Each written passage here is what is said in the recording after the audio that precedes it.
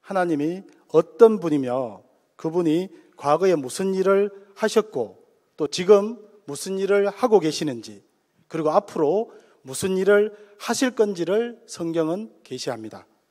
한데 이상하게도 성경은 주인공인 하나님으로 시작하지 않습니다. 창세기 1장 1절을 보시겠습니다.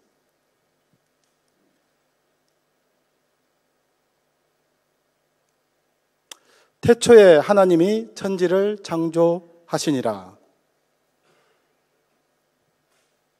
하나님이 태초에 천지를 창조하시니라가 아니라 태초가 먼저 나옵니다. 히브리 원어 성경에서도 브레시트라고 태초라는 말이 하나님이라는 말보다 먼저 나옵니다.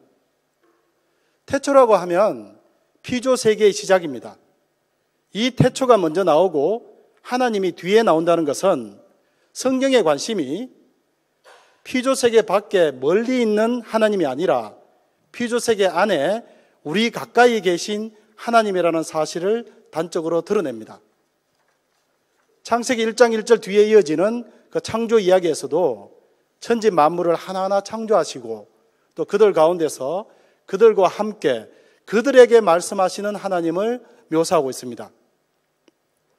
선하신 하나님께서 그 형상을 따라 만드신 그 사람과 함께 이 피조 세계 안에 거하시면서 그들에게 자신의 복과 생명을 나눠주시는 창세기 1장과 2장의 그림이야말로 세상에 주어진 최초의 복음, 그러니까 복된 소식입니다. 복의 원천이시고 복 자체이신 하나님이 우리와 함께 하신다는 그 메시지, 이것이야말로 기쁜 소식이고 복음이라는 것이 분명합니다. 우리가 사복음서를 보면 예수님은 회개하라 하나님 나라가 가까이 왔느니라 라는 복음을 전파하십니다. 하나님 나라는 하나님이 왕이신 나라입니다. 이 하나님 나라가 가까이 왔다가 복음인 이유는 그 나라의 진정한 왕이신 임마누엘 예수 그리스도께서 복의 원천이기 때문입니다. 하나님은 창세기에서 천지 만물을 창조하시고 매일 그 창조하신 피조 세계를 보시면서 좋았다라고 말씀하시고 인간을 창조하신 여섯째 날에는 보시기에 심히 좋았다고 말씀하십니다. 피조 세계가 왜 이렇게 좋은 세상이 되었을까요? 그것은 이 피조 세계를 창조하신 하나님께서 극도로 선하신 분이기 때문입니다. 여러분, 태양을 가장 그 작은 유리병에 한번 담는다고 한번 상상해 보십시오. 이것은 실제로 불가능한 일입니다. 그렇지만 만약 그런 일이 진짜 이루어진다면 태양을 담은 유리병이 계속 유리병일 수 있겠습니까? 태양이 유리병 속에 들어가면 유리병은 순식간에 녹아버릴 겁니다. 유리병은 태양의 일부가 된다는 거예요. 무한하신 하나님이 그러니까 유한한 피조 세계에 거하시는 것도 비슷한 거예요. 마치 태양이 유리병 속에 들어가는 거하고 비슷한 상황이라는 거예요. 우리가 바라보는 피조 세계는 얼마나 광대합니까? 하지만 그렇게 광대한 피조 세계조차도 창조주 하나님 앞에서는 거대한 쓰나미 앞에 가랑잎 같은 신세입니다.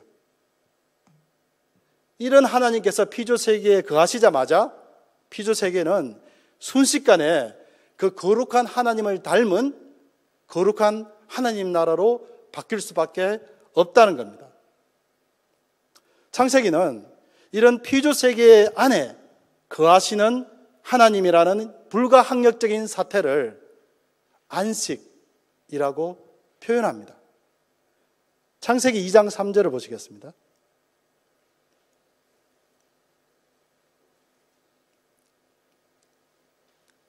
제가 읽어드리겠습니다. 하나님이 그 일곱째 날을 복되게 하사 거룩하게 하셨으니 이는 하나님이 창조하시며 만드시던 모든 일을 마치시고 그날에 안식하셨음이니라. 자, 우리가 사람의 안식은 일을 하지 않고 그냥 가만히 편하게 쉬는 것입니다. 그렇지만 하나님의 안식은 그렇게 수동적인 상태에서 가만히 계시는 것을 의미하지는 않습니다. 하나님은 이런 안식의 복된 소식, 이것을 피조세계 전체에 전파하는 그 매개체로서 인간을 창조하셨습니다. 창세기 2장에 나오는 에덴 동산은 사람이 살아가는 거처인 동시에 하나님의 거처이기도 합니다. 동산을 뜻하는 가든은 하나님의 성전이면서 동시에 왕궁입니다. 하나님의 형상을 따라 창조된 인간은 에덴 성전에서 하나님과 사랑과 교제의 연합 가운데 살면서 그 광대한 피조세계와 그 피조세계를 창조하신 하나님 사이를 매개하는 제사장 역할을 합니다. 하나님의 무한한 복을 피조세계로 흘려보내고 또 하나님의 뜻에 순종하는 피조세계를 통해서 하나님께 영광을 돌리는 거룩한 통로 역할을 한다는 겁니다. 이런 제사장 역할을 해야 될 사람이 사탄의 유혹에 빠져서 타락한 것은 이 피조세계 안에 안식의 복을 나눠주시는 하나님에 대한 반역입니다. 그 반역에 대한 대가는 존재의 소멸을 뜻하는 사망입니다. 우리 육신의 생명이 태어나면 어머니와 연결된 탯줄을 끊고 독립합니다. 그렇지만 하나님의 형상을 따라 창조된 사람은 항상 하나님과 영적 탯줄이 이어져 있어야만 비로소 살 수가 있습니다. 만약에 그 영적 탯줄이 끊어지면 살아도 산 목숨이 아닙니다. 인간의 불순종은 하나님과 연결된 그 영적 탯줄을 스스로 잘라버리는 것입니다. 여러분, 이번 여름에 굉장히 더운 날들이 있었는데 정말 폭염이 쏟아지는 여름날에 그 태양 아래에 아이스크림을 들고 서보신 적이 있습니까? 어떻게 됩니까? 아이스크림이 줄줄 녹아내립니다. 그래서 녹아내린 걸 아까워서 이렇게 이리저리 핥아 먹지만 나중에는 감당할 수가 없게 됩니다. 인간의 범죄란 것은 스스로를 태양 앞에 선 아이스크림 신세로 만드는 겁니다. 태양 앞에서 아이스크림은 아이스크림으로 존재할 수가 없습니다. 이것처럼 하나님 앞에서 죄인은 죄인으로서 존재할 수가 없다는 거예요. 굳이 하나님께서 그 죄인을 심판하려고 하지 않으셔도 그 하나님의 거룩하심을 죄인이 가진 그 죄가 견뎌내지를 못하고 마치 태양 아래에 있는 아이스크림처럼 소멸할 수밖에 없다는 거예요. 만약에 죄인이 거룩하신 하나님 앞에서 살아남으려면 마치 태양 아래 아이스크림을 냉동고로 집어넣는 것 같은 구원이 필요하다는 거예요. 죄인의 존재가 하나님 앞에 서 있으면 그냥 소멸되든지 아니면 구원받은 생명으로 서 있을 수밖에 없다는 거예요. 우리가 창세기를 읽다 보면 그러니까 죄인들이 하나님의 임재로부터 쫓겨나는 장면이나 또 하나님이 죄를 지은 사람들로부터 이렇게 떠나시는 장면들이 이제 많이 나옵니다. 그러니까 가인 같은 경우에도 아벨을 죽이고 난 다음에 하나님의 면전으로부터 쫓겨나서 그러니까 유랑하는 형벌을 이제 받게 되거든요. 근데 이것을 보고 이제 그 죄인들에 대한 하나님의 심판일 수도 있지만 사실상 이것은 죄인에게 회개의 시간을 주시는 하나님의 자비라는 성격도 갖고 있습니다. 그러니까 죄를 갖고 하나님의 면전에 있으면 당장 소멸될 수밖에 없는 것이 죄인의 운명이기 때문입니다. 그럼 하나님께서는 마치 그 하찮은 아이스크림이 녹을까 봐 위대한 태양이 스스로를 구름 속에 감추시는 것처럼 죄인 곁을 떠나시거나 죄인들을 그 면전에서 쫓아버리신다는 거예요. 임마누엘 예수 그리스도께서 이 땅에 오신 것이 진정한 복음인 이유는 하나님께서 그 거룩한 하나님께서 죄인 가운데 오셨지만 그것이 심판이 아니라 구원이라는 사실 때문입니다. 하나님이 죄인 가운데 오신 것은 마치 우리 가운데 핵폭탄이 터진 것처럼 우리 모두가 멸망당해야 될 어떤 사건입니다. 그런데 죄 없는 거룩하신 성자 예수님이 이 땅에 오셨지만 예수님 때문에 죽임을 당한 사람은 한 사람도 없습니다. 오히려 많은 죄인들이 살아나고 오직 예수님만이 십자가에서 못 박혀 죽었을 뿐입니다. 임마누엘 예수님은 거룩하신 하나님이신데 그 하나님이 세상에 오셨는데 죄인들이 죽지 않고 오히려 그 죄인들이 구원받아서 살아난 것은 정말 역설적으로 예수님이 죄인들을 구원하기 위해서 하나님의 본체의 영광이 아니라 죄인의 형상을 입고 오셨기 때문입니다. 빌립보서 2장 6절과 7절을 보시겠습니다.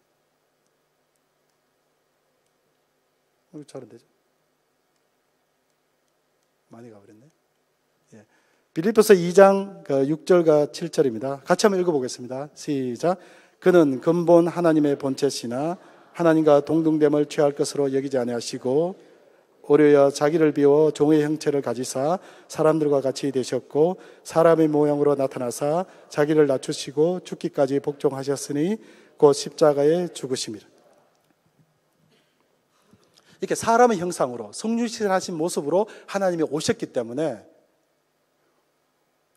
거룩하신 하나님이 오셨음에도 죄인들이 멸망당하지 않고 구원받을 수 있었다는 것입니다.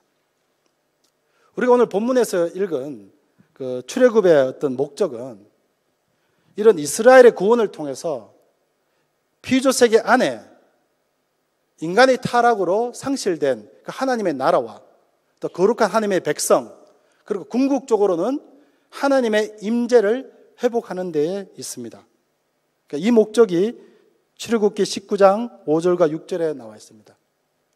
19장 5절과 6절입니다. 함께 읽겠습니다. 시작. 세계가 다 내게 속하였나니 너희가 내 말을 잘 듣고 내 언약을 지키면 너희는 모든 민족 중에 내 소유가 되겠고 내게 대하여 제사장 나라가 되며 거룩한 백성이 되리라. 너는 이 말을 이스라엘 자손에게 전할지니라. 20장부터 출애굽기는 크게 보아서 율법 그리고 언약, 성막의 순서로 진행이 됩니다. 20장에서 23장까지는 십계명을 포함한 하나님 나라의 율법을 주시고 24장에서 이에 대한 언약식을 맺습니다. 자, 출애굽기 24장을 보시겠습니다. 24장 6절과 8절에서 하나님께서 이스라엘과 언약식을 맺는 장면이 나옵니다. 함께 읽겠습니다. 시작. 모세가 피를 가지고 반은 여러 양푼에 담고 반은 제단에 뿌리고 언약서를 가져다가 백성에게 낭독하게 듣게 하니 그들이 이르되 여호와의 모든 말씀을 우리가 준행하리이다. 모세가 그 피를 가지고 백성에게 뿌리며 이르되 이는 여호와께서 이 모든 말씀에 대하여 너희와 세우신 언약의 피니라. 자, 여기서 흥미로운 것은 하나님께서 그 10가지 그 기적을 통해서 애굽으로부터 이스라엘을 구원하시는 엄청난 역사를 베푸셨지만 하나님의 율법을 일방적으로 그 백성들에게 강요하지 않는다는 점입니다. 이스라엘 백성들은 율법에 대해서 충분히 설명을 듣고 그 율법을 자발적으로 지키겠다고 동의했고 그들의 동의에 근거해서 피의 언약식을 치릅니다. 여기서 피의 언약이라는 것은 그러니까 율법에 순종하겠다고 동의한 이스라엘 백성들이 그 언약을 깨면 그 대가는 피, 그러니까 죽음뿐이라는 굉장히 심각한 그 약속을 의미합니다. 그래서 24장에서 이렇게 그 율법에 대해서 순종하겠다, 율법에 대해서 순종하는 백성으로 살겠다는 이스라엘 백성이 어떤 피의 언약을 하나님과 맺고 난 다음에 25장부터 비로소 성막에 대한 규례를 하나님께서 모세를 통해서 주십니다. 성막은 하나님의 임재를 상징하는데 이 성막은 율법에 대한 하나님의 순종을 전제로 합니다. 그러니까 하나님께서 성막 안에 거하시는데 그 거룩한 하나님은 죄와 공존할 수 없는 분이시잖아요. 그러니까 이스라엘 백성이 율법에 대해서 온전하게 순종한다는 그 약속하에서 하나님의 임재라는 그 성막이라는 그 은혜를 하나님께서 이스라엘에게 허락하신다는 거예요. 이것은 하나님을 위한 것도 있지만 이스라엘을 위한 것이기도 하다는 거예요. 자, 출애굽기 25장 8절에 성소에 대한 얘기가 나옵니다. 자, 내가 그들 중에 거할 성소를 그들이 나를 위하여 짓되. 이렇게 해서 이제 성막에 대한 규례가 어디까지 이어지냐 하니까 출애굽기 31장까지 이어집니다. 그러니까 굉장히 그 분량이 이제 많습니다. 그런데 그 마지막은 성막도 아니고 율법도 아니고 안식일로 마무리가 됩니다. 그래서 출애굽기 31장 16절과 17절을 보시겠습니다. 같이 읽도록 하겠습니다. 시작. 이같이 이스라엘 자손이 안식일을 지켜서 그것으로 대대로 영원한 언약을 삼을 것이니 이는 나와 이스라엘 자손 사이에 영원한 표징이며 나 여호와가 엿새 동안에 천지를 창조하고 일곱째 날에 일을 마치고 쉬었음이라 하라. 출애굽은 인간의 타락으로 깨어진 그 거룩한 그 하나님의 안식, 이 안식을 회복하는 것으로 이어진다는 거예요. 그렇지만 그 안식은 율법과 그 율법에 대한 순종을 조건부로, 그러니까 복의 근원이신 하나님께서 성막을 통해 이스라엘 백성 가운데 거하심으로써 성취된다는 거예요. 그러니까 안식은 하나님이 이 땅에 거하셔야 이루어지는데, 하나님이 이 땅에 거하시려면 죄의 문제가 해결된다는 거예요. 죄의 문제가 해결되려면 하나님이 주신 율법에 이 백성들이 순종하는 백성이 되어야 한다는 거예요. 아담이 에덴 동산에서 하나님을 섬기면서 피조 세계와 하나님 사이를 중보하는 어떤 제사장 역할을 받았다면, 이스라엘은 성막에서 하나님을 섬기면서 열방과 하나님 사이를 중보하는 그 제사장 나라의 사명을 받은 거예요. 이것은 이스라엘 스스로가 하나님 안에서 안식의 복을 누리는 동시에 그 하나님의 안식의 복, 그 안식의 빛을 하나님을 모르는 그 열방에게 비추는 그 복음 전파의 사명을 포함하고 있습니다. 그런데 문제가 발생합니다. 그 창세기에 있었던 그 창조주 하나님의 안식을 아담이 선악과 금령을 어김으로써, 인간이 타락함으로써 그 안식이 깨어진 것 같은 사건이 시내산 아래에서 발생합니다. 여러분이 잘 아시는 금송아지 우상 숭배 사건입니다. 이 사건이 출애굽기 32장에 기록되어 있습니다. 아까 말씀드린 것처럼 피의 언약식을 맺을 때 모세가 하나님의 율법을 이미 이스라엘 백성들에게 다 설명을 해줬습니다. 거기는 당연히 십계명이 들어있고요, 나 위에 다른 신을 섬기지 마라, 우상을 섬기지 말라는 그 하나님의 말씀을 이미 24장에서 이스라엘 백성이 다 설명을 듣고 내가 그 말씀에 순종하겠다고 다 동의를 했습니다. 그런데 아직 그 모세가 시내산에서 그 산 아래로 내려오기도 전에 이스라엘 백성들이 범한 이 금송아지 우상 숭배는 그야말로 계명을 받자 말자, 그 계명을 대놓고 위반한 엄청난 반역입니다. 그러니까 이 사건은 24장에서 맺은 피의 언약을 어긴 사건이잖아요. 피의 언약을 어기면 그 대가는 무엇입니까? 멸망입니다.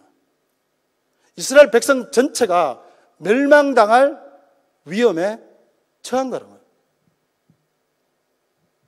이 죄로부터 자유로운 사람은 누굽니까? 그 시점에 산 아래에 없었던 사람,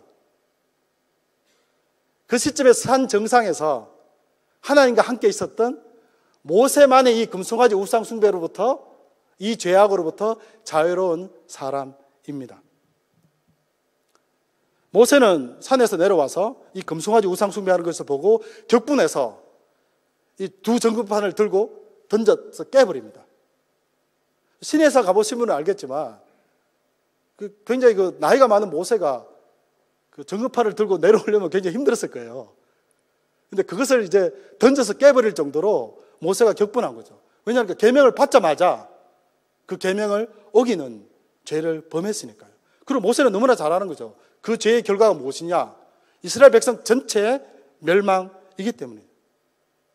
이스라엘의 이런 불순종으로 하나님과 맺은 언약은 깨어지고 이스라엘은 진멸의 운명에 처합니다. 근데 이 운명으로부터 이스라엘을 구원한 사람이 바로 모세입니다. 출애굽기 32장 30절과 33절을 보시겠습니다. 자, 함께 읽겠습니다. 시작.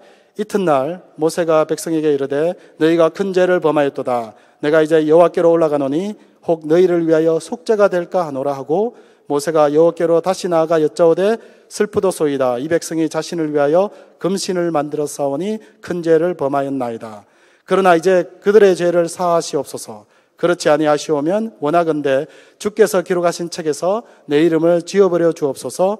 여호와께서 모세에게 이르시되 누구든지 내게 범죄하면 내가 내 책에서 그를 지워버리리라. 아까도 말씀드린 것처럼 모세는 금송아지 사건으로부터 자유롭습니다. 그래서 그 시점에서 그 죄가 없습니다. 근데 모세는 하나님께 이스라엘을 용서하지 않으시면 자신의 이름도 하나님의 책에서, 하나님의 생명책에서 지워달라고 간구합니다. 이에 대해서 하나님은 이렇게 말씀하십니다. 범죄한 자는 반드시 이름을 지운다. 그럼 이 말씀을 뒤집으면 뭐죠? 범죄하지 않는 자의 이름은 결코 지우지 않으신다. 그럼 모세가 아무리 자기 이름을 지워달라고 해도 모세는 금송아지 우상숭배 사건과 죄와 관계가 없으니까 모세 이름은 지우지 않으신다고요. 근데 모세는 뭐냐니까 이스라엘을 용서하지 않으실 거면 제 이름을 지워주세요라고 하나님께 중보하는 거잖아요. 결국 하나님은 이 죄 없는 의인 모세를 살리시기 위해서 이 모세 때문에 그 모세가 중보하는 이스라엘 백성 전체를 용서하십니다. 멸망당해야만 하는 이스라엘 백성 전체를 하나님께서 용서하시는 은혜를 베풀어 주시는 거예요. 우리가 모세를 흔히 율법을 대표하는 사람이라고 생각을 합니다. 하지만 금송아지 사건에서 모세는 심판을 의미하는 율법이 아니라 죄인을 구원하기 위해서 자신을 희생하는 죄 없는 예수 그리스도의 예표입니다. 이때 모세는 율법의 집행자가 아니라 율법의 저주로부터 멸망당할 수밖에 없는 이스라엘 백성의 구원자로서 그 모습을 드러내고 있다는 거예요. 하나님께서는 모세의 중보 기도를 들으시고 이스라엘의 죄악을 용서하시지만 그들과 동행은 하지 않겠다라고 하십니다. 출애굽기 33장 3절에서 4절입니다. 자, 함께 읽겠습니다. 시작. 젖과 꿀이 흐르는 땅에 이르게 하려니와 나는 너희와 함께 올라가지 아니하리니 너희는 목이 곧은 백성인즉 내가 길에서 너희를 진멸할까 염려함이니라 하시니 백성들이 이 준엄한 말씀을 듣고 슬퍼하여 한 사람도 자기의 몸을 단장하지 아니하니. 자, 하나님이 이스라엘과 함께하지 않으시겠다는 것은 이스라엘 용서하셨지만 여전히 이스라엘 백성은 죄 가운데 있잖아요. 그러니까 모세 때문에 용서했지만 그들은 여전히 죄 가운데 있잖아요. 그러니까 거룩하신 하나님이 그들과 함께하면 태양 아래 아이스크림이 녹아버리는 것처럼 그 죄인들이 진멸할까 하나님께서 염려하셔서 그들과 함께 하지 않겠다고 말씀하고 있다는 거예요. 이것은 이스라엘이 그 금송아지 우상을 숭배한 그 죄악 때문에 하나님께서 그들 가운데 함께 하시고 함께 거하시겠다는 그 성막의 축복, 성막의 그 규례가 그러니까 무효가 되었음을 의미합니다. 이때 모세는 다시 하나님께 간절하게 매달립니다. 출애굽기 33장 16절과 17절입니다.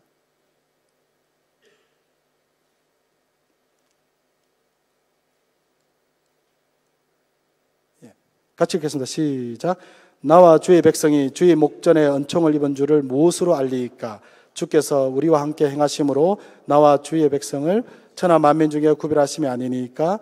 여호와께서 모세에게 이르시되 내가 말하는 이 일도 내가 하리니 너는 목전에 은총을 입었고 내가 이름으로도 너를 알미니라.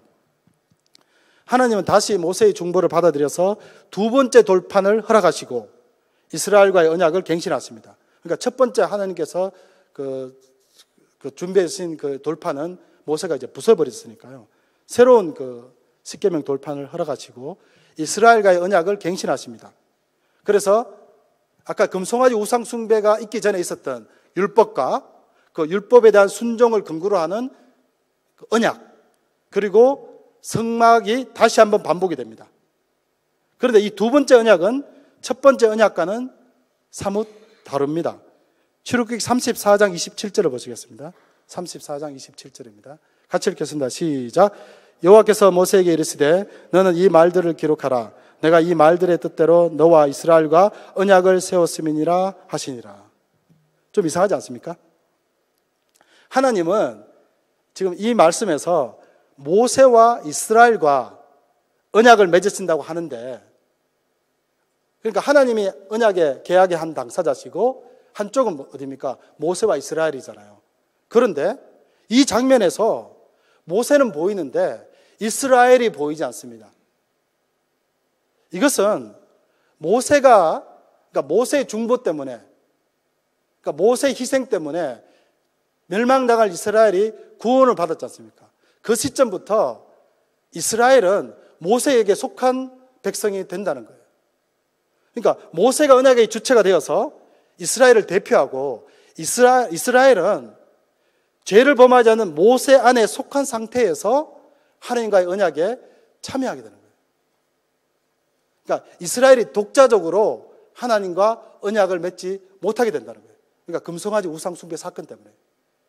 이것을 24장에 있었던 그 첫 번째 그 언약식 장면하고 한번 비교를 해보도록 하겠습니다. 아까 읽었던 대목인데요. 한번 이 내용을 좀 보십시오. 이 내용을 보시면, 한번 쭉 보십시오. 이 내용을 보시면, 이 첫 번째 언약식의 주체는 하나님과 이스라엘 백성입니다. 이 언약식에서의 모세의 역할은 모세도 이스라엘 백성 중에 한 사람으로 중간에서 언약식을 매개할 뿐입니다. 그런데 이 금송아지 사건으로 죄를 지은 이스라엘은 오직 그 죄로부터 자유로운 이 모세를 통해서만 이제 하나님과의 언약 관계에 들어갈 수 있게 된 거예요. 그래서 모세라는 어떤 구원자가 없으면 이스라엘은 하나님의 백성이라는 그 언약 관계의 그 복, 그 축복 안에 있을 수 없는 처지가 되었다는 거예요. 이것이 하나님에게 구원의 은혜를 입고 순종하는 율법을 받았음에도 불구하고 그 율법을 대놓고 어겨버린 그 금송아지 우상 숭배 사건이 미치는, 이스라엘 백성 전체에게 미치는 그 아주 심각한 그 결과라는 거예요. 오늘 본문에서 이제 구원자 모세는, 그러니까 이스라엘 백성들의 자손들에게 성막을 만들라는 하나님의 명령을 전하기 전에 먼저 안식일을 선포합니다. 그러니까 하나님의 그 임재는 곧 이스라엘 백성에게 임한 하나님의 안식이기 때문에 그 성막에 대한 얘기가 나오기 전에, 또는 성막에 대한 얘기가 나오고 난 다음에 항상 안식에 대한 얘기를 한다는 거예요. 그래서 이것은 하나님이 출애굽하고 난 다음에 이스라엘에게 주신 율법, 그리고 율법에 대한 순종에 근거한 언약, 그리고 이 성막, 이 모든 것이 인간의 타락으로 잃어버린 그 안식의 복, 이 복을 이스라엘에게 먼저 허락하고, 또 제사장 날 이스라엘을 통해서 온 천하 만민이 그 하나님의 안식을 누리게 하는 어떤 그런 그 목적으로 하나님께서 출애굽의 역사를 하셨다는 것을 드러냅니다. 이런 선한 하나님께서는 죄와 사망으로서 벗어나서 용서와 생명이라는 안식을 그의 백성들에게, 천하 만민에게 약속하고 있다는 거예요. 이스라엘 백성들은 이제 금송아지 우상 사건, 숭배 사건 때문에 거의 멸망 직전에 갔다가 모세 때문에 하나님의 그 용서와 구원의 은혜를 경험한 사람들이잖아요. 그래서 그 사람들은 처음 언약식 때는 그랬잖아요. 율법을 우리가 준해 가겠습니다 라고 자신 있게 외쳤거든요. 그런데 이 두 번째에는 그렇게 큰 소리로 우리가 율법을 다 순종하겠습니다 이렇게 자신 있게 말하지 않습니다. 이 사람들은 이제 구원자 모세 덕분에 멸망당할 죄에서 하나님의 용서와 구원을 경험한 사람들이잖아요. 그들은 말을 하지 않습니다. 이제 침묵합니다. 침묵하는 상태에서 그냥 자원하는 마음으로 성막을 지으라는 하나님의 명령에, 모세를 통해서 주어진 그 명령에 그냥 순종합니다. 이런 모세를 통해서 주어진 성막에 대한 여호와 하나님의 그 명령이 출애굽기 40장 끝날 때까지 이어지는데 백성들은 말이 없어요. 그냥 그 하신 명령에 순종합니다.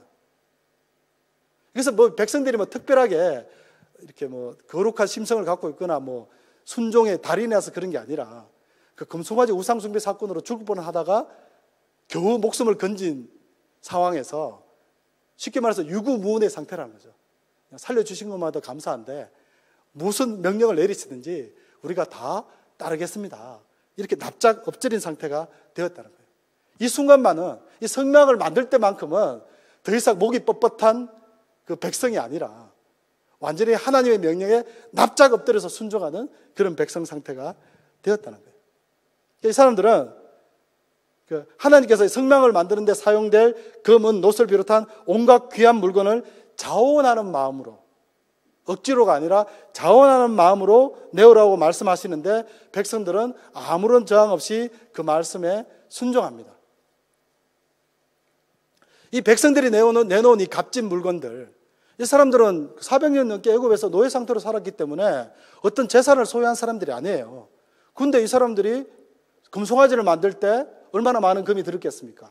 그리고 성막을 만들 때 금은 놋, 그리고 온갖 그 귀한 물건들을 자원한 마음으로 내어놓아서 성막을 만들었는데 그 물건들은 대체 다 어디서 나온 것들입니까? 그것은 출애굽을 할 때 애굽인들로부터 얻은, 원래는 애굽인들 소유의 물질들입니다. 근데 좀 이상하지 않습니까? 성막은 거룩한 하나님이 이스라엘 백성들 안에 임재하시는 장소예요. 그러니까 거룩한 장소잖아요, 성막. 그런데 이 성막을 짓기 위해서 하나님께서 자원해서 이스라엘 백성들로부터 들에게 바치라고 하시는 그 물건들은 전혀 거룩한 물질들이 아닙니다. 애굽 사람들이 사용하던 세상 물질들이에요. 백성들은 이 물질로 금송아지라는 하나님을 대적하는 그런 우상을 만드는 데 사용했고요.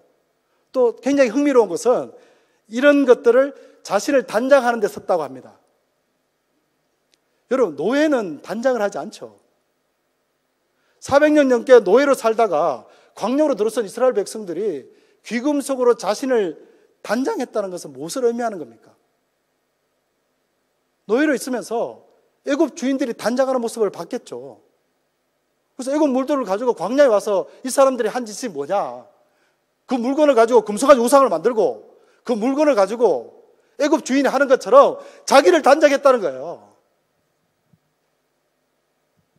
하나님은 하나님의 거룩한 임재를 상정하는 그 성막을 위해서 백성들이 자신들의 헛된 욕망을 위해서 사용하던 그 세상의 그 물질들을 내려놓으라고 말씀하는 거예요. 하나님 대신 자신들이 추구하던 그 헛된 욕망을 내려놓고 하나님의 거룩한 그 성전인 성막을 지으라고 말씀하고 있다는 거예요. 이것은 마치 모든 재산을 팔아서 밭에 감추인 보배를 사는 것처럼 하나님 안에서 하나님의 임재하시는 성막이 주는 그 참된 안식을 위해서는 하나님을 대적하여 높아진 모든 것을 내려놓으라고 하시는 거예요. 또 그것을 내려놓아야만이 진정으로 하나님의 임재를 경험할 수 있고 하나님 안에서 참된 안식을 경험할 수 있다는 거예요. 자신들이 가진 물질적 소유뿐만이 아니라 부살렐과 오홀리압과 같이 성령에 감동한 그 장인들은 자신들의 재능을 온전히 성막 건설에 쏟아부었습니다. 성막은 사람의 생각과 계획으로 만들어질 수 없습니다. 그러니까 그 성막에는 하나님께서 거하시는 곳이기 때문입니다. 그래서 하나님께서 명령하신 대로 뭘 쓰라고 하시든지 그 재료나 그리고 크기나 수치, 그 모든 것을 하나님이 명령하신 대로 그대로 순종하지 않으면 하나님이 기뻐하시는, 하나님이 거하시는 성막은 결코 완성될 수 없다는 거예요. 온 세상이 타락해 있지 않습니까?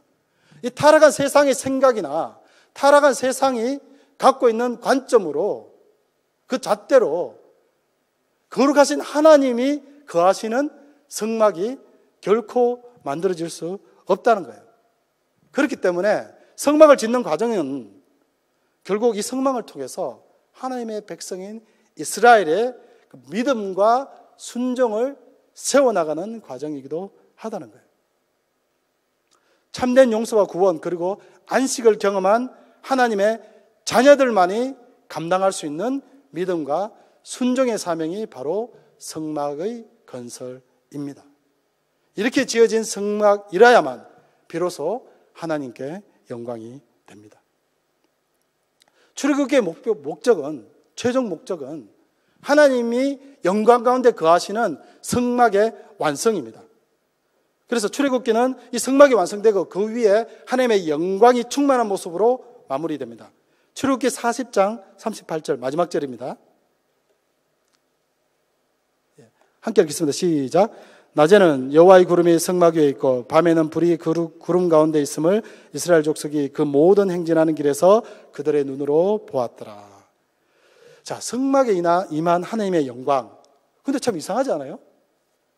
왜 영광이 구름 가운데 있냐고요. 그러니까 구름은 뭔가를 가리는 거잖아요. 그러니까 태양이 있는데 구름이 있으면 이 구름은 어떤 가리는 역할을 하는 거거든요. 근데 성막 위에 임한 하나님의 영광은 출애굽기는 그 구름 기둥이라고 이제 표현합니다. 그러니까 이 구름은 하나님의 영광이 임했지만 그 하나님의 영광의 본체, 그 진정한 영광은 그 구름 뒤에 가려져 있다는 거예요. 그리고 밤에는 구름 가운데 불이 좀 있는 정도입니다. 그러니까 하나님의 영광이 구름 가운데 가려져 있지 않으면 아직까지도 죄로 타락한 이스라엘 백성, 그리고 이 세상이 도저히 견딜 수 없기 때문이라는 거예요.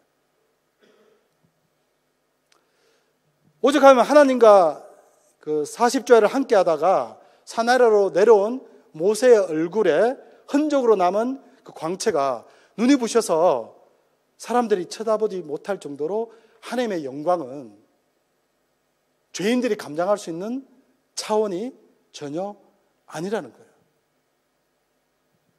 그러니까 성막에 구름으로 가려진 하나님의 영광. 근데 그 영광만으로도 이스라엘은 물론 온 천하가 찬송과 경배를 올려드리기에 충분하다는 거예요. 여기에 계신 분들은 정말 하나님의 그 본체 대신 예수 그리스도의 그 구원, 그 예수 그리스도의 영광을 맛본 분들이에요.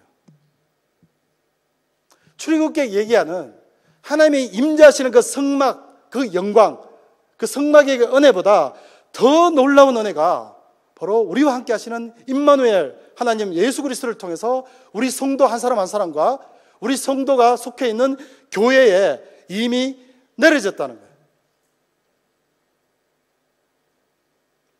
구름에 가려진 성막의 영광 정도가 아니라 예수 그리스도의 십자가의 그 은혜로 우리 자신이 성령의 거룩한 전이 되는 상상할 수 없는 그 영광이 우리에게 주어졌다는 거예요.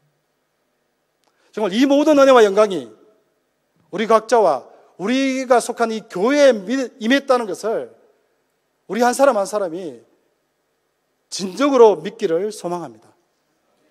예수 그리스도의 십자가 위에 가득한 그 하나님의 영광을 바라보고 그 영광을 소망하면서 그 영광을 위해 헌신하고 충성하고 살아가는 우리 모두가 되기를 바랍니다. 그 안에만 세상이 줄 수 없는 참된 안식이 있습니다. 기도하겠습니다. 하나님 감사합니다. 금송아지 우상을 숭배하던 이스라엘의 백성과 같이 목이 뻣뻣하고 패역한 우리를 구원자 예수 그리스도의 십자가의 보혈로 용서해 주시옵고 주의 성전으로 삼아주심을 감사드립니다. 아버지 하나님, 용서와 구속의 은혜에 감사와 찬송을 올려드리며 우리의 삶 속에 하나님의 영광이 아무런 제한 없이 놀랍게 드러나게 하여 주시옵소서. 말씀으로 새롭게 하여 주시옵고 기도로 깊어지게 하여 주시옵고 찬송으로 기쁨이 넘치는 성도의 삶을 허락하여 주시옵소서. 예수 그리스도의 이름으로 기도드립니다. 아멘. 오늘 하나님께서 말씀으로 주신 성막의 영광과 그 은혜를 생각하면서 다 함께 통성으로 기도하고 각자 기도하도록 하겠습니다.